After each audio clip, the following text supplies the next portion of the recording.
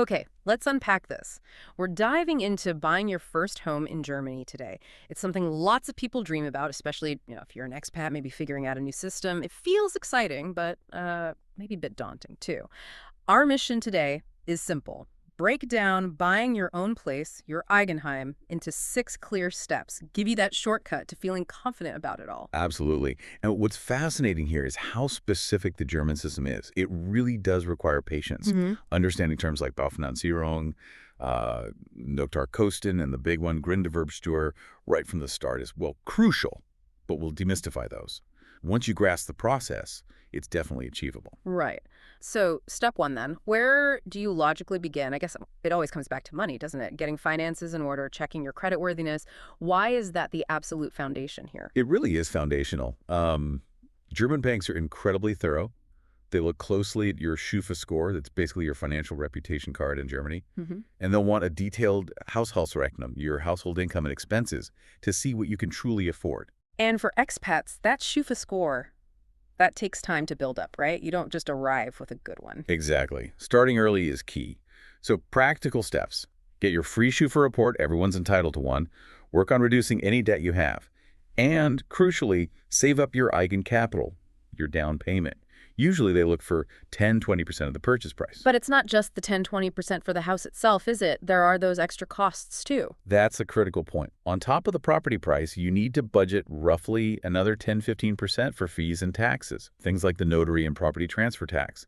And that also typically comes out of your Eigenkapital. Wow, okay, so that 10–15% extra, that's significant. This really is building your financial foundation, quite literally. It truly is. And actually, having more Eigenkapital, say over 20%, can sometimes get you better mortgage interest rates. Saves money long term. That's a good tip. Okay, foundation built. What's next? Step 2, setting the budget and getting mortgage pre-approval. How does knowing your budget up front give you an edge? It completely changes the game. Knowing exactly what you can afford means you're not wasting time looking at places outside your range. And getting a Finanzierungsbestätigung, which is sort of an unofficial pre-approval from a bank or a mortgage advisor, a Baufinanzierungsberater that shows sellers you're serious. So it makes you a more attractive buyer. Definitely. In a competitive market, it can make all the difference. It shows you've done your homework and the financing is likely secure.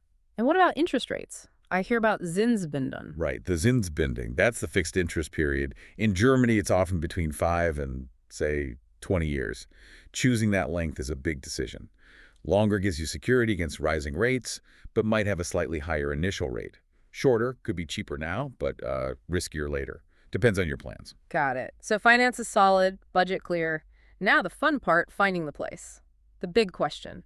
DIY searching online or use an Immobilienmakler, a real estate agent? Well, both have merit. A good local agent, a makler, knows the area inside out, might hear about properties before they're even listed publicly. That can save you time, maybe find a hidden gem. But you pay for that expertise, presumably. Yes, there's usually a commission, the makler credit, although who pays it can vary. But you can definitely search yourself. Major websites like Immobilien Scout 24 or Immone are where most listings are. And for potential bargains, though it requires more effort and maybe some risk, you could look into Zwangsversteigerungen foreclosure options. Interesting. Okay, let's say you found some contenders. Step 4, house hunting and making an offer. When you're viewing, beyond the obvious, do I like it? What are the non-negotiables to check? Definitely look closely at the Energieausweis, the Energy Performance Certificate. It tells you about potential heating costs and maybe future renovation needs. It's mandatory now. Good point. High energy costs can really bite. Exactly. Also, look past the fresh paint. Check for signs of damp, look at the age of the windows, the heating system, the electrics. Structural issues can be costly. And making an offer. Is there much room to negotiate in Germany? Negotiation is possible, yes, but maybe not like in some other countries. Yeah. Accepting 3–7% below the asking price might be realistic, depending on the situation. If a place needs work or has been listed a long time, maybe a bit more. But drastic price drops are, well, uncommon. Right. Realistic expectations. Okay, now step 5. This feels like where it gets really official and maybe a bit intimidating for expats. The notary, the contract, finalizing the mortgage. The notar is essential, right? You can't skip this. Absolutely mandatory. And the notar is neutral. They're legally required to protect both the buyer and the seller. They don't represent one side. They draft the Kaufvertrag, the purchase contract, explain it all, make sure it's legally sound, and then oversee the signing. So they ensure everything is correct and fair. Precisely. After you sign, the bank gets the signed contract and finalizes your mortgage loan. Then the notar arranges for the Grundbuch, the land register, to be updated to show you as the owner, or at least note your claim. And then you wait for the bill. Pretty much. You'll eventually receive the Fälligkeitsmitteilung from the notary. That's the official notification saying everything's in place and you need to pay the purchase price. Okay, nearly there. Step 6. Paying the final taxes, fees, and finally getting the keys. What are those last costs? The big one is the Grunderwerbsteuer, the property transfer tax. This varies significantly by federal state, could be anywhere from 3.5% up to 6.5% of the purchase price. So you need to know your state's rate early on. That's a huge variation. Definitely need a budget for that. For sure. Then you have the notary and land register fees, usually combined around 1.5% to 2%.